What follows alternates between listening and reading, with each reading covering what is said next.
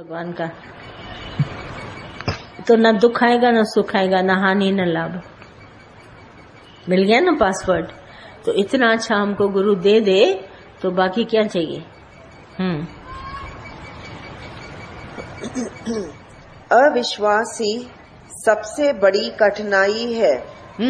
अविश्वास ही सबसे बड़ी कठिनाई। हमारे जीवन में जो कठिनाइयां आती है ना, अगर तुम पूर्ण विश्वास रखेगा तो काम हुआ पड़ा है, और अगर विश्वास नहीं रखेगा तो हजारों काम तुमको होते हुए नजर आएंगे पर उसी समय नहीं होंगे।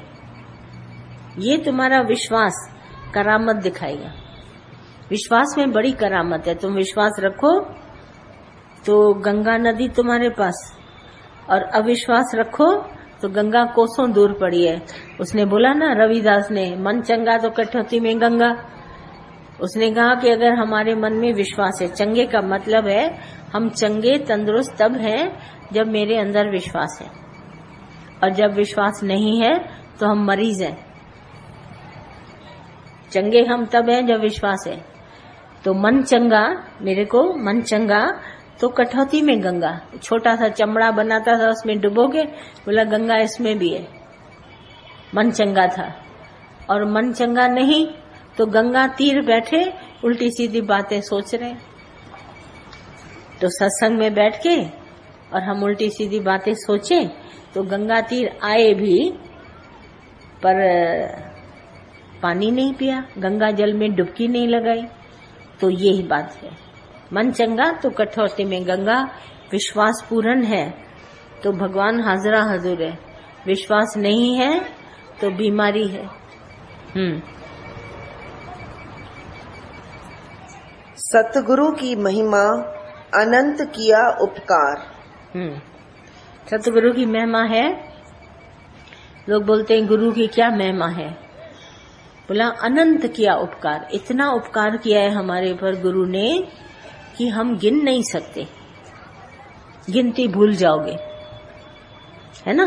तुम कभी आंख मूंद करके, आंख खोल के नहीं, आंख मूंदो, माना तुमको जगत ना दिखाई दे, तुम अपने गुरु के साथ बैठो, आंख मूंद के गुरु के साथ बैठो और देखो तुम्हारे ऊपर कितना उपकार किया है।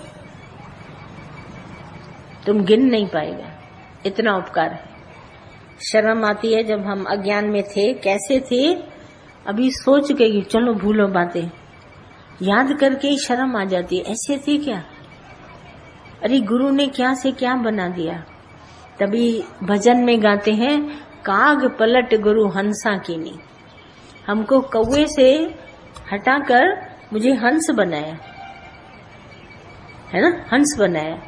कहाँ कौवा बिल्कुल काला और हंस बिल्कुल सफेद। तो काग पलट गुरु हंसा कीनी और दीनी नाम निशानी।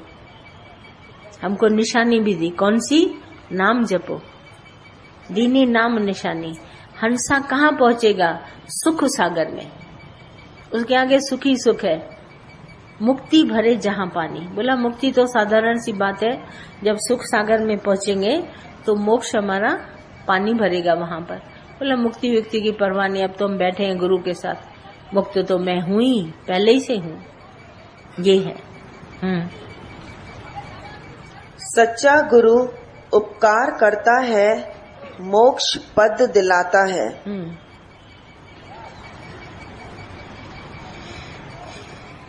गुरु विषय वासना से हटाता है।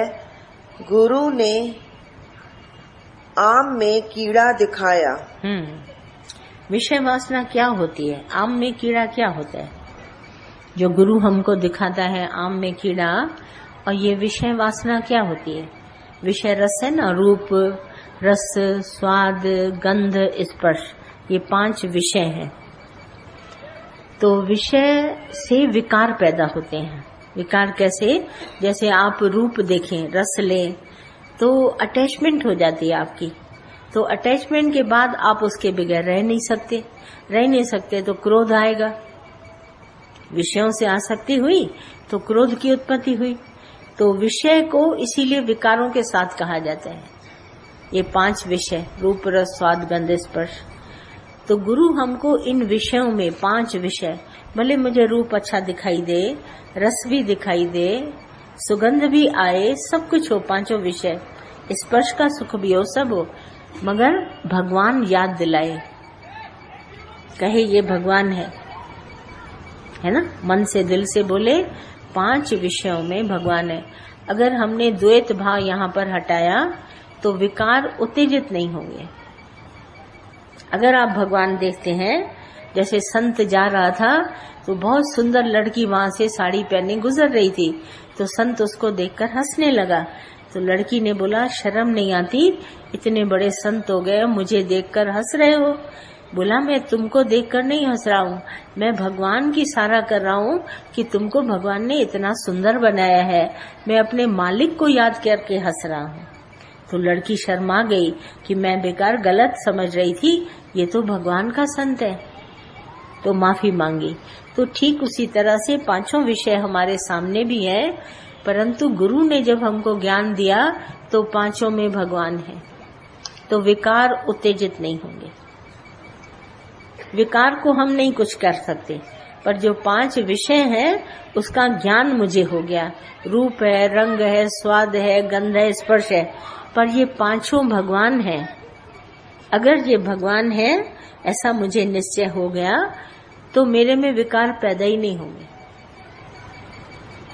ये है विषयों से उपरामता, जो संतों में होती है ना, विषय रस से उपरामता।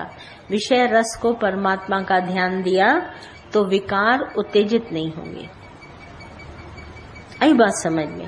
भाई रूप तो देख रहे हैं, पर दिया तो भगवान ने, सुंदरता किसने दी है? भगवान ने। रंग ढंग भगवान ने दिया है, स्वभाव अच्छा बुरा भगवान ने दिया है, स्पर्श का सुख भी भगवान ने दिया है। कभी आप देखो, ये जो रूप रस स्वाद गंध स्पर्श सबसे उत्तम है। आंख तो दूर से रूप देख लेगी, कान भी दूर से सुन लेगा, नाक भी सूंघ लेगा, और मुख भी स्वाद ले लेगा बातों का इसका, मगर स्पर्श जो है बिना टच किए आपको वो सुख नहीं मिलेगा। ये सुख सबसे खतरनाक है। सारी दुनिया इस सुख में अटक जाती है।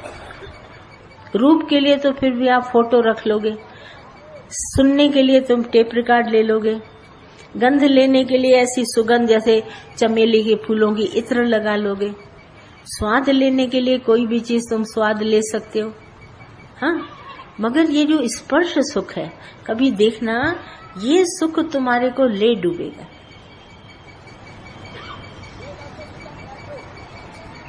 इससे बड़े बड़े क्या बोलते थे, ये स्पर्श का सुख हाथी में होता है।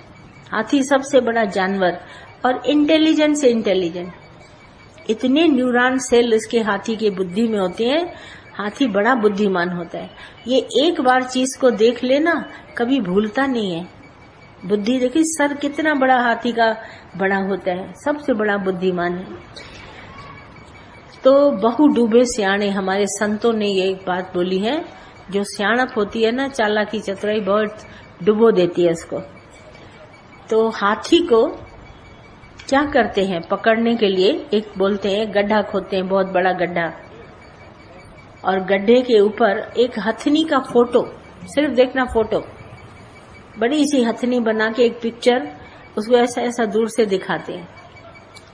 गड्ढा जैसे यहाँ है, हथनी की फोटो उधर रखते हैं, और हाथी उसकी फोटो देखकर स्पर्श के सुख से, स्पर्श की वजह से दौड़ता है, उसको गड्ढा नहीं दिखाई देता, गड्ढे के उस तरफ है हथनी का फोटो, छूने के लिए ऐसे छलांग मारता है तो गड्ढे में गिर जाते हैं। हथनी का फोटो उधर है। जब हाथी गिरा सिर्फ स्पर्श का सुख लेने के लिए, गड्ढे में गिर गया, अब क्या हो, निकल नहीं सकता, इतना भारी भरकम गड्ढे में, जैसे कोई मोटा आदमी धरती पर गिर जाता है, उठाना कितना मुश्किल होता है। कार को भी रास्ते से उठाते हैं, पार्किंग से, तो क्रेन ले आते हैं बड़ा, तब कार को हायर जिकर ऐसे ले जाते हैं। हाथी को गड्ढे से निकालना बड़ा मुश्किल है। गले में डालते हैं उसके फंदा, और फिर ऐसा ढलान की तरह बनाते हैं, उसमें लकड़ी लगाते हैं, उसको कहते हैं चढ़ो, उधर से चढ़ता है, रस्सी पकड़ लेते हैं, हथनी तो वहीं उसी समय हटा देते हैं। तो बोला ये जो सुख है ये तुमको गड्ढे में गिराएगा। स्पर्श का सुख, छूने का। तभी संत साधु कभी किसी को छूते नहीं। हमारे दादा में ये बड़ी उत्तम बात थी, पांव भी नहीं छूने देते थे, कभी नहीं छूने देते थे। सीधा ऐसा वचन बोलते थे, कहते हैं क्यों मेरे जुराब चुराने आए हैं क्या? पांव नहीं छूने देते थे। स्पर्श के सुख से सबको एकदम सावधान किया। बोला मेरे जुराब चुराने नहीं आओ। मैं मोजा पहनता हूँ पैर में, मोजा पहनते नहीं थे पर वो कहते थे मेरा जुराब चुराने आए हैं क्या? क्या मतलब है तुम्हारा मुझे पांव छूने का? कभी नहीं छूता, हाथ भी नहीं कभी किसी से मिलाते थे। कहते थे स्पर्श के सुख में अटकाव बड़ी जल्दी होता है, एक बार छू लेता है। देखो माँ बेटे को जब प्यार से छूती है ना, तो बेटा हर बार माँ के इस हाथ को, स्पर्श को छूने के लिए पांव छूता है कि मेरे कंधे पर हाथ रखेगी, सर पर हाथ रखेगी। आप छुएंगे पांव, अब वो आपको छुएगा। ये सुख लेने के लिए स्पर्श, वो पांव छुएगा, वो सुख लेगा। ये भी माँ उसको कहती है छुट बेटा छुट। संत साधु भी ये सुख, दादा ने कहा ये सुख कभी न लेना। अगर तुमने स्पर्श का सुख लिया तो सारे विषय पैदा हो जाएंगे। कभी किसी को छूना भी नहीं, वो सुख। बोला ये सुख तुम्हारे को गिराएगा। पांचों विषयों से छुड़ाते थे और एक भी विषय क्यों हमारे में रहे, और इससे हमारे को विकारों से छूट मिल जाती थी। जैसे एक पर एक फ्री, तो 5 विषय तुम छोड़ो तो हम 5 विकार तुम्हारे को फ्री कर दें। तुम सोचो 5 विषय तुम्हारे अंदर हो, एक भी उसमें से हो तो विकार नहीं जाएंगे।